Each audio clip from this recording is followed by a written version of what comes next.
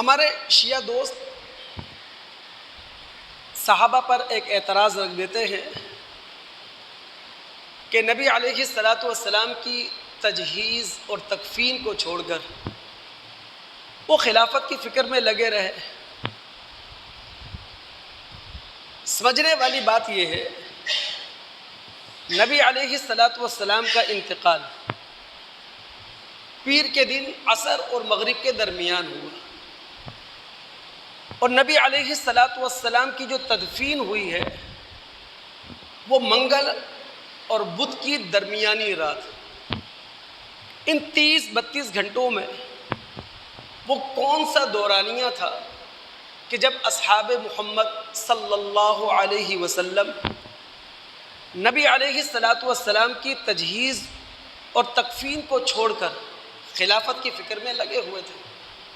روایات ہمیں بتاتی ہیں، تاریخ ہمیں بتاتی ہے، اللہ کے نبی علیہ السلام کی وفات کی خبر نے صحابہ پر قیامت بپا کر دی تھی۔ ہر ایک غم میں ڈوبا ہوا تھا۔ کوئی حضرت عائشہ صدیقہ رضی اللہ تعالی عنہا کے گھر میں بیٹھا ہوا، کوئی سیدہ فاطمہ زہرا رضی اللہ تعالی عنہا کے گھر میں، بہت سارے صحابہ مسجد نبوی میں ابو بکر صدیق رضی اللہ تعالی عنہ کے گردا گرد، اور انصار کی چوپالوں میں انصار اپنے اپنے طور پر غم سے نڈھال بیٹھے ہوئے ہیں، جسے ہم بیٹھک کہتے ہیں۔ انہی انصاری چوپالوں میں سے ایک چوپال تھی ثقیفہ بنی ساعدہ۔ وہاں سے خبر لانے والے نے سینئر صحابہ کو خبر دی، ابو بکر صدیق، عمر فاروق، ابو عبیدہ بن جرہ رضوان اللہ علیہم اجمعین، کہ وہاں نبی علیہ السلام کے بعد خلافت کی بحث چھڑی ہوئی ہے۔ اب آپ سوچیں، نبی علیہ السلام کی تدفین نہیں ہوئی، اور انصار کی چوپالوں میں سے ایک چوپال میں یہ بحث چھڑ چکی ہے۔ سینئر صحابہ، موسٹ سینئر صحابہ، یہ اٹھے ہیں خاموشی کے ساتھ، خاموشی کے ساتھ، جم غفیر لے کر نہیں گئے، خاموشی کے ساتھ یہ گئے ہیں۔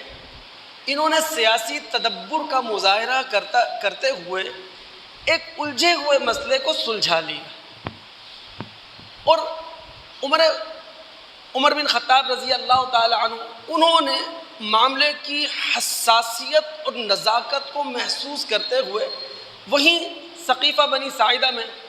ابو بکر کا ہاتھ پکڑا اور خلافت کی بیعت ان کے ہاتھ پر کر لی۔ عمر بن خطاب نے اپنے زمانے خلافت میں باقاعدہ اس کی وجہ بتائی تھی، بخاری میں روایت موجود ہے، وہ کہتے ہیں تقطع الاعناق الیہ۔ نبی علیہ السلام کے بعد صحابہ میں اگر کوئی ایسی شخصیت تھے جن پر تمام صحابہ متفق ہو سکتے تھے تو وہ صرف ایک تھے، ابو بکر صدیق رضی اللہ تعالی عنہ۔ اسی وجہ سے میں نے بغیر کسی کے پوچھے، بغیر کسی مشورے کے ان کے ہاتھ پر بیعت کی، اور پھر منگل کی صبح تمام صحابہ نے بیعت کی۔ یہ جو کہا جاتا ہے کہ آل علی رضی اللہ تعالی عنہ وہ تجہیز و تکفین میں لگے ہوئے تھے، صحابہ خلافت میں لگے ہوئے تھے، یہ بہت بڑی تاریخی غلطی ہے اور تاریخی مغالطہ ہے جو ہم سنی مسلمانوں کو دینے کی کوشش کی جاتی ہے۔ اب تاریخ میں اتریں، آپ کو معلوم چلے گا بھئی تجہیز و تکفین ہوئی کہاں ہے؟ حجرہ عائشہ میں، جو مسجد نبوی کے ساتھ ہے، اور اس حجرہ عائشہ میں علی بھی ہے، عباس بھی ہیں، فضل بن عباس بھی ہیں، قسم بن عباس بھی ہیں، اسامہ بن زید بھی ہیں، نبی علیہ السلام کے آزاد کردہ غلام شقران وہ بھی موجود ہیں، پھر اوس بن مولا انصار میں سے ایک نمائندہ باقاعدہ لیا گیا ہے، پھر حجرہ عائشہ میں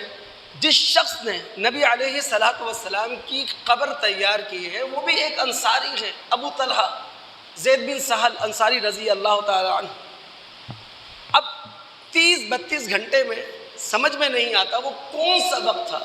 کہ جب نبی علیہ السلام کی تجہیز و تکفین کو چھوڑ کر صحابہ کرام خلافت کی فکر میں لگے ہوئے تھے۔